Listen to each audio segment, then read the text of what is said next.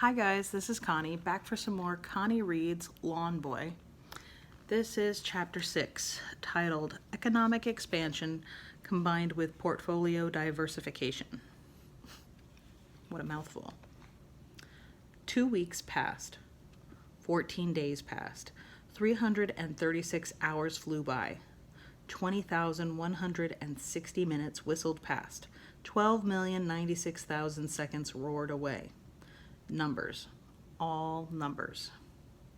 And that's what happened to the time. It turned into numbers.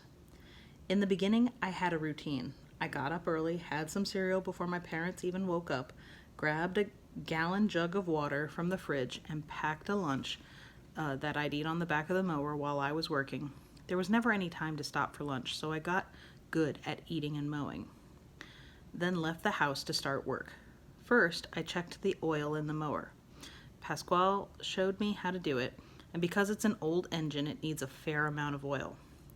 Then I added oil if I needed it, filled it with gas, and headed off down the street to Arnold's house, where I met Louis, a thin man with a small pickup.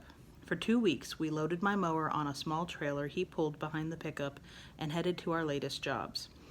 At the end of the day, we went back to Arnold's and I would ride my mower home and fall into bed until the next morning. Louis and I were doing 3 lawns a day each, with Pasquale coming to work in the evening and early morning to do edge work and cleanup. One night, I stayed late to talk to Pasquale. "We can't keep up," I said. "We're locked into a ginormous number of lawns now, once a week, and I'm having to turn more people down." "No," Pasquale shook his head. "Don't turn away work. Soon the summer will pass, the grass will be gone, and the work will fly away. We must make our lives while the summer is here. I know someone, Benny. He has a truck, and he'll come tomorrow morning.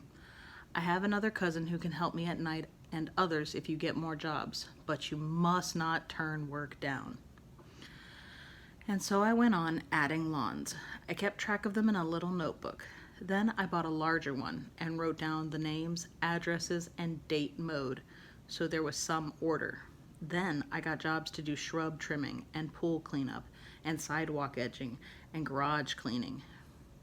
And there were more and more people working away. One morning I arrived at Arnold's putt-putting down the edge of the road on my grandfather's old mower, and there were 4 pickups and 12 people waiting there for me, and I thought, my, Pasquale has a large family.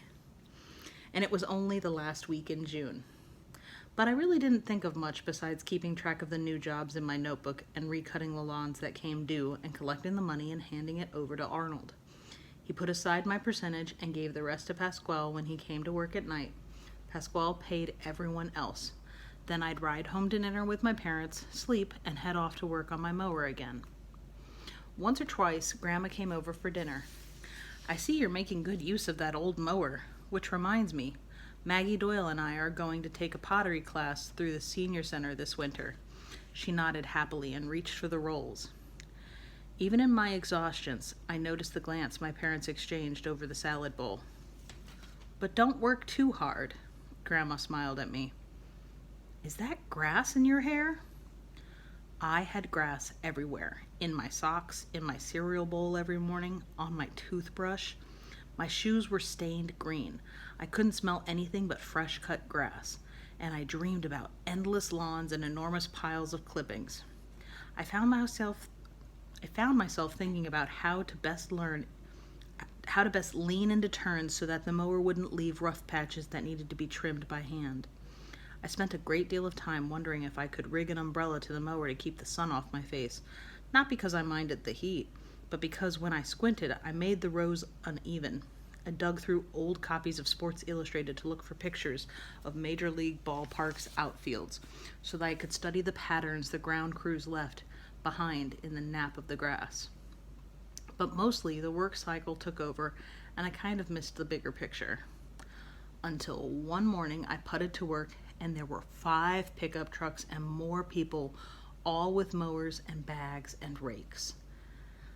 About then, Arnold and I sat down, and he said, "It's inefficient to have you all meet at my place every morning, and besides, the neighbors are starting to wonder why so many people congregate here. So we decided to send everyone directly to their job sites from their homes, and I'd go around with Lewis in his truck and supervise and collect the money to bring back to Arnold, who would give Pasquale his share and put mine in my account that was in his name. And it was then, that first time that Lewis and I drove around, that I began to see what was happening was bigger than just a few people running around mowing lawns. And that's the end of chapter 6. Wow. This just gets bigger and bigger. And hopefully better. Let me know in the comments. Be careful with that and enjoy, please and thank you. And I will see you for the next chapter installment. Have a great one.